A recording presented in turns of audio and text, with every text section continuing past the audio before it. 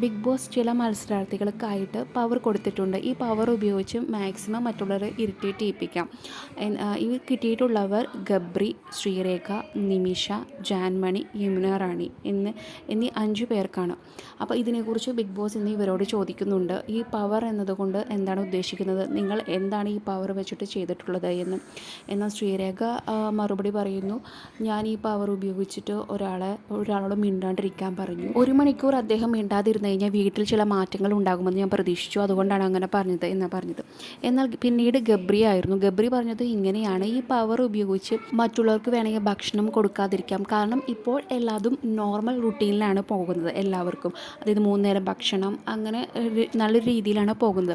പക്ഷേ ഈ പവർ ഉപയോഗിച്ച് നമുക്ക് ആ റുട്ടീനിന് വേണമെങ്കിൽ ചേഞ്ച് വരുത്താം.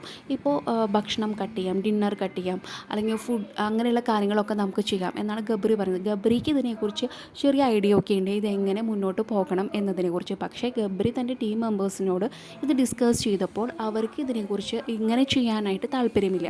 അതുകൊണ്ട് എനിക്ക് എൻ്റെ പ്ലാൻ കറക്റ്റായിട്ട് ചെയ്യാൻ പറ്റിയില്ല എന്നാണ് ഗബ്രി ബിഗ് ബോസിനോട് പറഞ്ഞത്. അപ്പോൾ ബിഗ് ബോസ് പറഞ്ഞു, നിങ്ങൾക്ക് ഗബ്രിക്ക് ഇതെങ്ങനെയാണോ ചെയ്യേണ്ടത്, ഗബ്രിയുടെ പ്ലാൻ എങ്ങനെയാണോ ആ രീതിയിൽ തന്നെ മുന്നോട്ട് കൊണ്ടുപോകാം എന്ന് ഗബ്രിക്കുള്ള സ്വാതന്ത്ര്യം ബിഗ് ബോസ് കൊടുത്തിട്ടുണ്ട്. ആക്ച്വലി ഈ പവറിനെ കുറിച്ച് കുറച്ച് പേർക്ക് മാത്രമേ ഐഡിയ ഉള്ളൂ. ജാസ്മിൻ, സിജോ അവർക്കൊക്കെ അറിയാം. ജാസ്മിൻ ഇതിനെക്കുറിച്ച് ഡീറ്റെയിൽ ആയിട്ട് സംസാരിക്കുന്നുണ്ട്. ഒരു ഐഡിയയും ഇല്ലാത്ത അവർക്കാണ് പവർ കിട്ടിയിരിക്കുന്നത്. എല്ലാവരും വെറുതെ വഴക്കുണ്ടാക്കാനാണ് ശ്രമിക്കുന്നത്. മുൻ സീസണിൽ ചില മത്സരാർത്ഥികൾ ചെയ്തത് അതേപോലെ തന്നെ കോപ്പി ചെയ്യാനാണ് ചിലർ ശ്രമിക്കുന്നത്.